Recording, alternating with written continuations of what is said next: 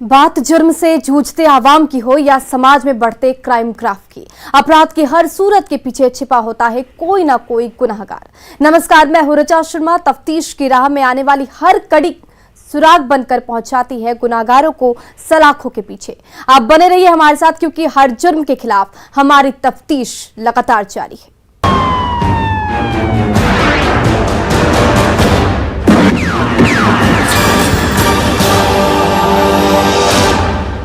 सलाखों के अंदर पहुंचते हैं गुनाहगार और उनके गुनाहों का खुलता है राज। लेकिन हम जो बताने जा रहे हैं उसे जेल की सेल में गैंगस्टर तो पहुंचते हैं, लेकिन उनके जुर्म का सिलसिला चलता ही रहता है, जिसकी सच्चाई जानकर आप भी हैरान रह जाएंगे। देखिए बेऊर जेल के पीछे का पूरा सच। सलाखों में गैंगस्टर राज।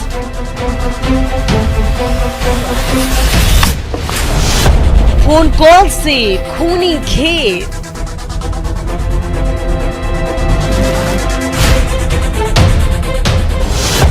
बेऊर जेल की सुरक्षा फेल।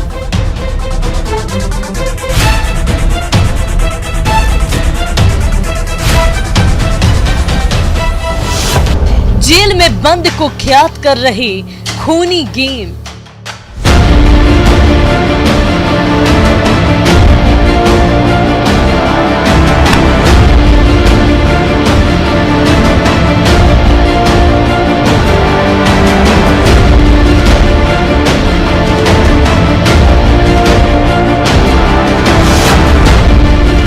जेल का पूरा सच। बिहार के सबसे बड़े और सबसे सुरक्षित जेल में आपका स्वागत है। ये है बेऊर जेल, जो राजधानी पटना में स्थित है, जहां प्रशासन से जुड़े बड़े बड़े अधिकारी बैठते हैं और यहीं से पूरे प्रदेश में क्राइम कंट्रोल की रणनीति बनाते हैं। फिर पुलिस गैंगस्टरों को गिरफ्तार कर इसी जेल की सेल में डाल देते हैं। इस जेल की चार दीवारी के अंदर ना जाने कितने कुख्यात और मोस्ट वांटेड बंद हैं। हर रोज गैंगस्टरों का आना जाना इसमें लगा रहता है। कोई जुर्म में जेल की सेल में पहुंचता है, तो कोई बेल में बाहर निकलकर खूनी खेल में जुट जाता है, तो कोई जेल के सेल में बंद रहकर अपनी बादशाहत और खौफ कायम रखने की जुगत में साजिश रचता रहता है और जेल की सेल से ही खेल कर देता है।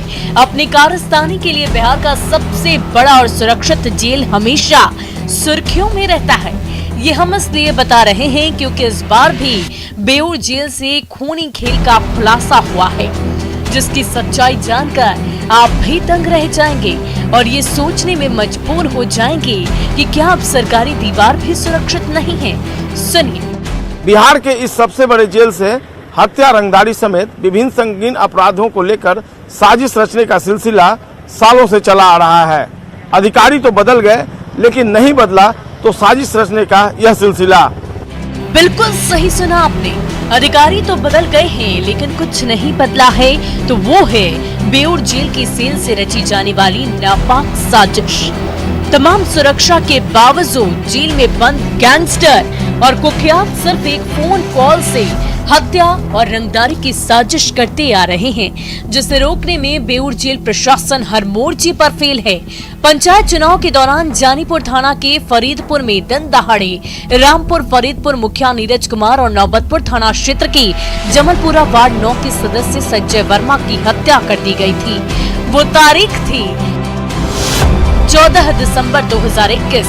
इस दिन दहाड़े फरीदपुर गोलियों की तड़तड़ाहट से थर्रा उठा था और नीरज कुमार के परिवार में सन्नाटा पसर गया था। जबकि 12 दिसंबर को जमलपुरा के वार्ड पार्षद 9 के पार्षद संजय वर्मा की हत्या हुई थी। दोनों हत्याकांड के ठीक 2 महीने बाद पुलिस ने जो खुलासा किया है वो हैरान करने वाला है। जी हाँ, नीरज मुखिया और वार्ड सदस्य संजय वर्मा की हत्या की साजिश बिहार के सबसे बड़े और सुरक्षित जेल बेऊर जेल से रची गई थी। लेकिन पुलिस अभी उस अपराधी के नाम का खुलासा नहीं कर रही है, क्योंकि पुलिस तफ्तीश कर रही है और अपराधी के मोबाइल फोन को सर्विलांस पर रखकर कई और मामले की जांच कर रही है और कह रही है कि इससे जांच पर आंच आ सकती है। लेकिन सवाल वही है, वो अपराधी कौन है जो जेल में रहकर खूनी खेल की साजिश रच रहा है, खुलासे का इंतजार है। पटना के चर्चित नीरज मुखिया हत्याकांड के खुलासे के बाद पटना पुलिस और जेल प्रशासन के कान खड़े हो गए हैं, क्योंकि इस हत्याकांड की साजिश इसी बेऊर जेल से रची गई थी।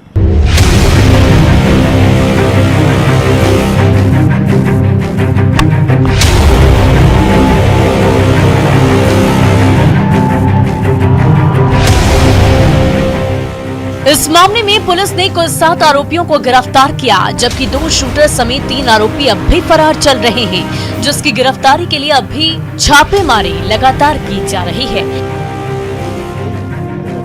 एसएसपी मानवजीत सिंह ढिल्लों ने बताया कि मुखिया और वार्ड पार्षद की हत्या का षड्यंत्रकर्ता और लाइनर एक ही आरोपी है, लेकिन दोनों कांडों में अलग अलग शूटर्स को हायर किया गया था।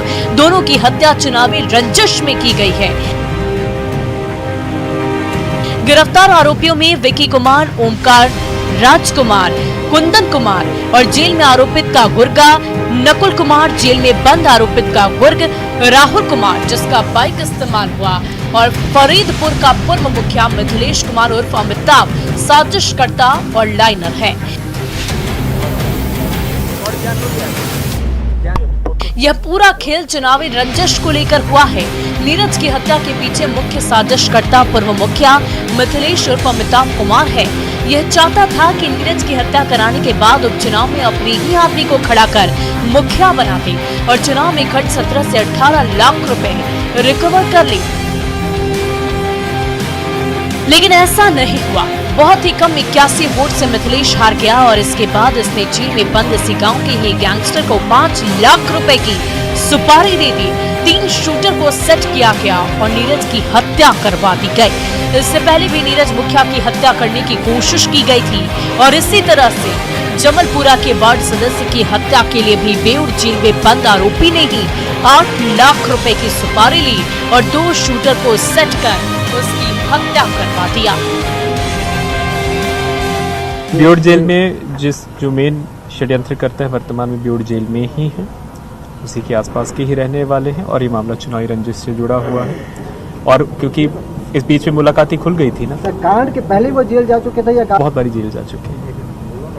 कांड के दौरान वो जेल में थे? हाँ, कांड के दौरान हत्या भी चुनावी रंजिश ही है। जी, दोनों चुनावी रंजिश है, दोनों चुनावी रंजिश।